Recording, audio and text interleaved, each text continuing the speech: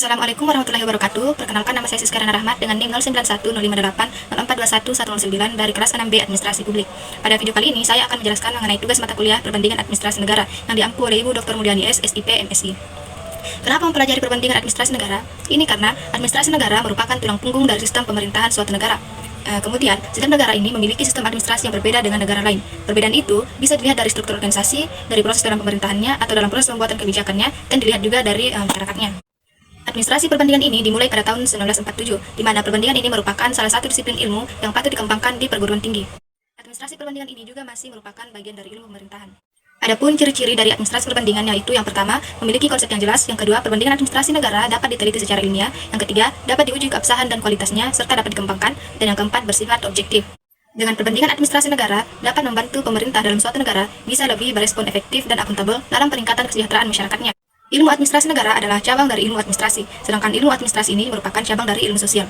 Ada 3 hal yang perlu kita pahami dalam perbandingan administrasi. Yang pertama, konstitusi. Kenapa mempelajari konstitusi? Ini karena konstitusi adalah landasan yang kuat dan undang-undang tertinggi dalam negara. Selain itu, karena sejak manusia bekerja sama mengangkat batu, maka sejak saat itu ada administrasi. Apa hubungannya dengan konstitusi? Karena ada aturan bagaimana masyarakat ini bekerja sama untuk mencapai tujuan. Yang kedua, pemerintahan. Pemerintahan ini berkaitan dengan persoalan kekuasaan dan persoalan politik. Pemerintahan dalam arti sempit yaitu presiden dan para pembantunya atau menterinya. Kemudian pemerintahan dalam arti luas adalah trias politika, yaitu legislatif, eksekutif, dan yudikatif. Perbandingan politik sangat relevan dengan pemerintahan, karena secara filosofis, ilmu pemerintahan masih merupakan bagian dari ilmu politik. Selanjutnya, apa itu pemerintahan dan siapa sistem pemerintahan yang dibandingkan, dan bagaimana cara membandingkannya? Caranya yaitu melalui 5 pendekatan. Yang pertama, pendekatan filsafat, yang terdiri dari liberal, komunis, falsafah Islam, dan Pancasila. Liberalisme ini penekanannya pada hak-hak asasi individu dan pembatasan kekuasaan pemerintah. Kemudian, komunisme bertolak belakang dengan liberal, lebih kepada kepemilikan kolektif terhadap segala sumber daya dan bagaimana pendistribusiannya. Kemudian, falsafah Islam, penekanannya ada pada prinsip moral dan etika. Kemudian, isme Pancasila, prinsip gotong royong sosial, ketuhanan yang Maha Esa, dan sebagainya. Kemudian pendekatan yang kedua yaitu pendekatan politik.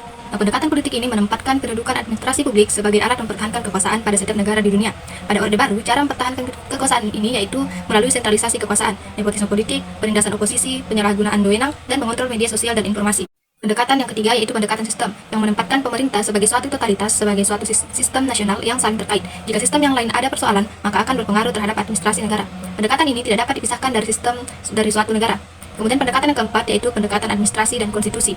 Bagaimana administrasi negara itu beroperasi di dalam pelaksanaan fungsinya. Adapun fungsi administrasi mulai dari perumusan kebijakan, pemberian pelayanan, dan sebagainya. Kemudian pendekatan yang terakhir yaitu pendekatan birokrasi. Pendekatan birokrasi memahami pemerintah dari negara di dunia, apakah organisasinya di bawah kekuasaan politik atau tidak. Sekian dari saya. Wassalamualaikum warahmatullahi wabarakatuh.